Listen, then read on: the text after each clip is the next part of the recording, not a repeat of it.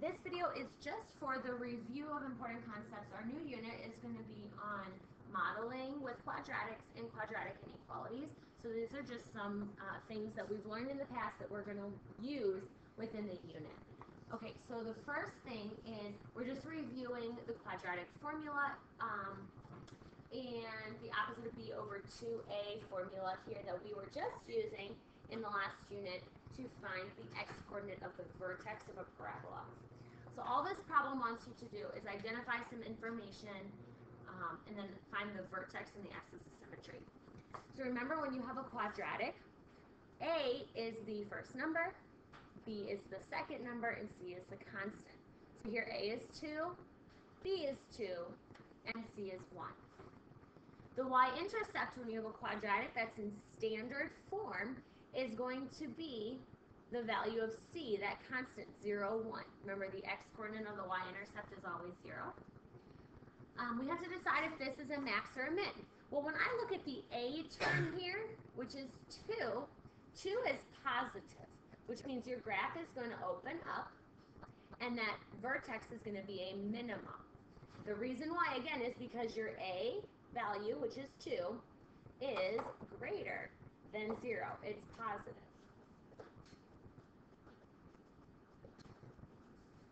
All right, now we need to find the axis of symmetry. The axis of symmetry is where we use this formula, the opposite of b over 2a. We've been doing that in our last unit.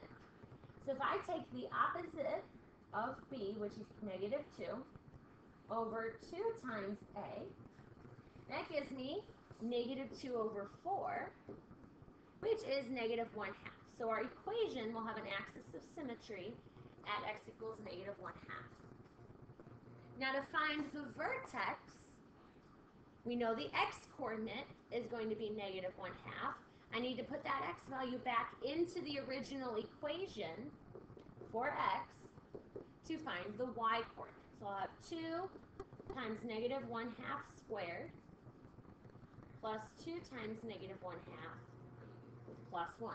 Now, you're definitely allowed to use a calculator here. So if you would like to put this into a calculator, go ahead. Just make sure that you put the negative 1/2 in parentheses. When you do put that into your calculator, you get that the answer should be positive 1/2. So your ordered pair of the vertex is negative 1/2, positive 1/2. All right, we're done with no calculator for now. So you're welcome to use a calculator for all this. All right, number 2 here, I have the equation negative x squared plus 2x plus 8. Same kind of thing as number 1. The value of a is the coefficient on the x squared, which is negative 1. B is 2. C is 8. The y-intercept is c, 0, 8. All right, remember that constant in standard form is your y-intercept. Because a is less than 0 this time, we have negative 1 here for a. The graph is going to open down, and you're going to have a maximum. All right, this time to find the axis of symmetry. Use the same formula. We take the opposite of b, negative 2, divided by 2 times a. Well, negative 2 divided by negative 2 is 1. So your axis of symmetry is at x equals 1. Now the vertex here, just like the last problem, I'm going to put 1 into the function of g for x, and then simplify to get the y-coordinate.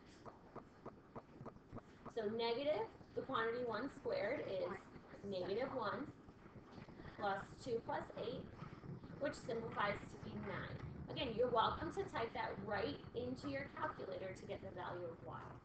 So the vertex is at 1, 9.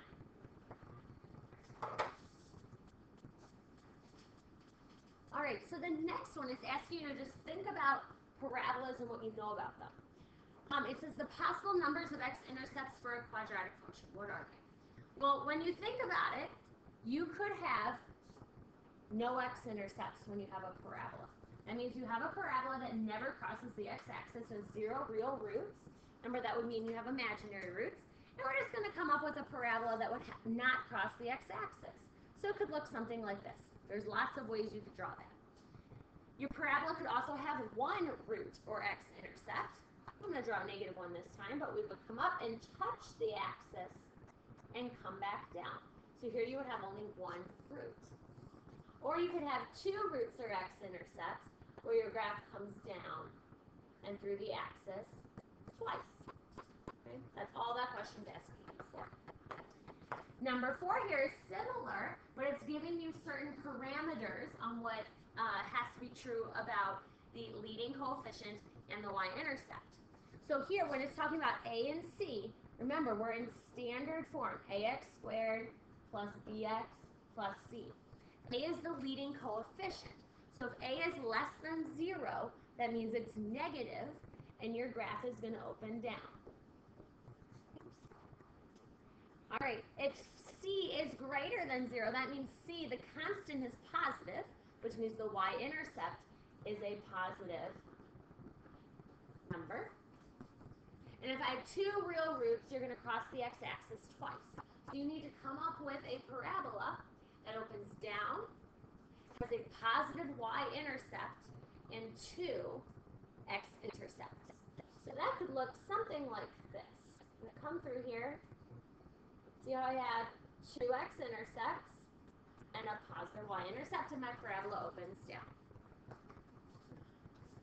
All right, same kind of thing for this should be number 5. Right.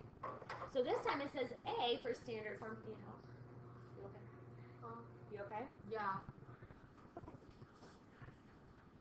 See how it says A is greater than 0. That means that A is positive. That's your leading coefficient. So your parabola, since it's positive, is going to open up. C is greater than 0. If C is positive, that means the y-intercept is also a positive number. And if I have one real root, you're going to touch the axis one time. So I want to open up, have a positive y-intercept, and touch the axis once. What if we look something like this? So I'm up, I have a positive y-intercept, and one x-intercept. All right, last question here. Number 6, similar problem. So A is less than 0, which is a negative, so that means our parabola is going to open down. C is less than 0, negative, so the y-intercept is a negative number this time. And I want two real roots, so we cross the axis twice. All right, so let's see. If I open down, I need a negative y-intercept, which is here, and two x-intercepts. So that would be a parabola you could draw. Okay, again, lots of options, but those are a couple of choices for you. All right, the next part, number 7. We're just solving quadratics here. It says you can solve quadratics by factoring the quadratic formula, complete the square, or you could use graphing. In this unit, we're mostly going to be doing factoring and graphing, but here I'll do one of each. I'll do factoring, complete the square, and I think factoring again. I don't think I'm going to do quadratic formula this time. Although, if you would like to use the quadratic formula, it's right here, if that's the method you like. So number 7, I have x squared plus 5x plus 4. I'm going to see if I can factor by splitting the middle. All right, so I multiply the leading coefficient of 1 times 4. And I need to find two numbers that multiply to 4 and add to 5, which are going to be 1 and 4. All right, so we have 1 and 4 are the numbers that multiply to 4, add to 5. Since we're factoring a trinomial here with leading coefficient of 1, we can jump right to our factored form. And in our factored form, we're just going to write x plus 1 and x plus 4. Now I'm solving this quadratic, which means that then I technically have to use the zero product law, which sets each factor equal to 0. And I'm going to solve for x. So on the left factor here, I get one solution is at -1. And on this other one, I get that the solution is x equals -4. So that's how we would do the first one by factoring. Number 8, I'm actually going to use complete the square. You could do factoring, you could do quadratic formula. And when I solve by complete the square, remember I want the leading coefficient here to be 1.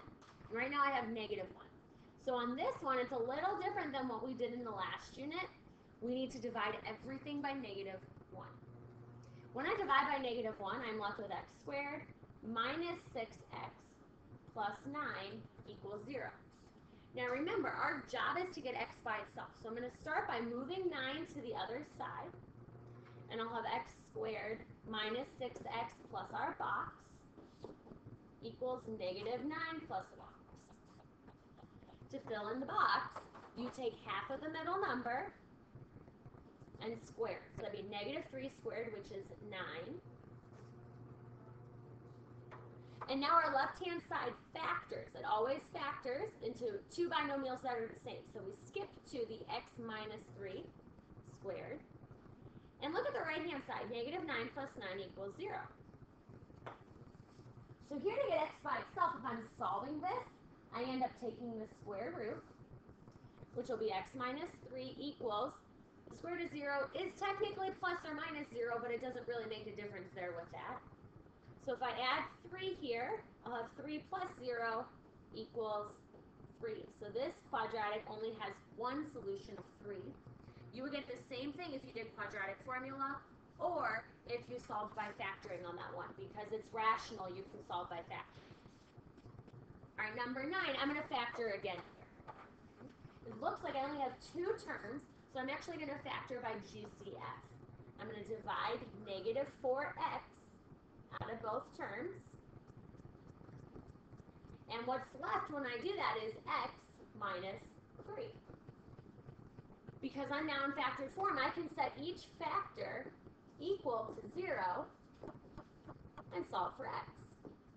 So on this first one here, I get a solution that x equals 0. That's one x-intercept. And the other one here, when I add 3, I get x equals 3 as the solution. Okay, so that's just reminding you how to factor to solve, complete the squared. You could do graphing or quadratic formula as well. I'm not super picky on how you do it, just that you remember how to solve a quadratic. All right, now the next part here is just a bunch of rules. It's just reviewing interval notation for you. I'm not going to read through all of it because you can do that. Just main things is that we use square brackets when we use the symbols less than or equal to, all right, or greater than or equal to. So those symbols have a square bracket, or if you have closed dots. You're going to use parentheses if you have the inequalities that are the strict inequalities with no line underneath, or if you're having infinity or negative infinity. Also, we might have in this unit, we're going to use the set notation symbol for union.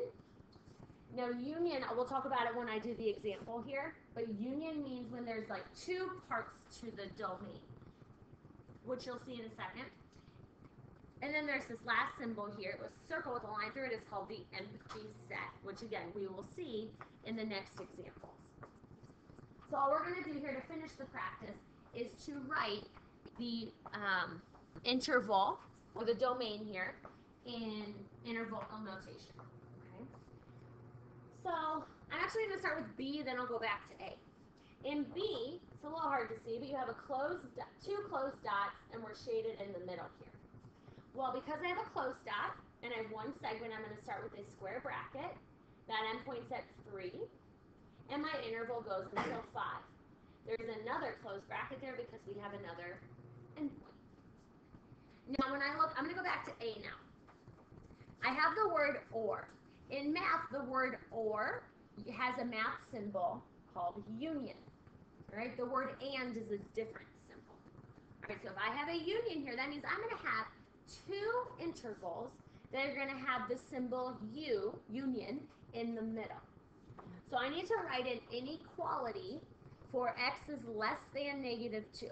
So if that's hard for you to go from an inequality to an interval, make a picture. Okay, at -2 here, since I have a less than, I would have an open dot, and you would be going to the left. So your interval there would be going from -infinity up to -2. I'm going to have a parenthesis because it's an open dot or a strict inequality. Since I have the word or, I'm going to put the symbol union. Then the other inequality, x is greater than 0. Well, if I have a dotted 0, It would be an open dot in this case, and all the numbers that are greater are to the right. So my interval here would be parentheses 0 to infinity. Let's see a couple other examples. For C here, again, let's draw a picture if it's hard for you to go from an inequality to an interval notation. If I'm at 0 to 1, notice here the 0 has this less than or equal to, that's a closed dot, and 1 has an open dot. The x is in the middle, so you shade in the middle.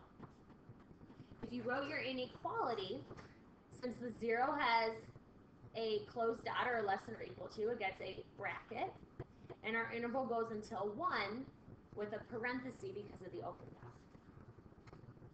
All right, in D, I want you to notice here that you actually have two intervals. You have a left interval here, you have a break, and then you have a right interval. When there's a break in the inequality, just like letter A, where we had kind of a break here, you're going to have the symbol union. So let's write an inequality for D. My arrow on the left is going to negative infinity, and the first interval only goes to 0. So you're going to put a parenthesis, because there's an open dot. Because I have a break, I'm going to put the symbol union, and then write my inequality for the right. They're both open dots, so we'll use parentheses for 2 to 5. And close your parentheses. All right, a couple more. In in E, similar to A, we have two parts. We have the word or, so we're going to have a union. Let's draw this on our number line. We say x is less than or equal to negative 1. So at negative 1, you're going to have a closed dot. We want to go to the left for left span. Then we have a break until we get to 7, which will have a closed dot again, and we want all the x's greater than 7. When I do my inequality, all right, sorry about that. So now we have an interval here. So on the left we have an arrow, which is going from negative infinity, and then to negative 1, I'm going to put a square bracket because there's a closed dot. Because I have a gap, I put the union. At 7, I have a square bracket, so 7, the arrow is going to infinity. All right, now if it says it's true for all values of x, that means all real numbers. And the way we write our interval for all real numbers is negative infinity to infinity. All right, two more here. You should notice in G, there is nothing on the number line. That means there is no number in this domain, which in the set notation we call the empty set. There is nothing, so you do the circle with a line through it. So if there's no value on your number line, that's called the empty set.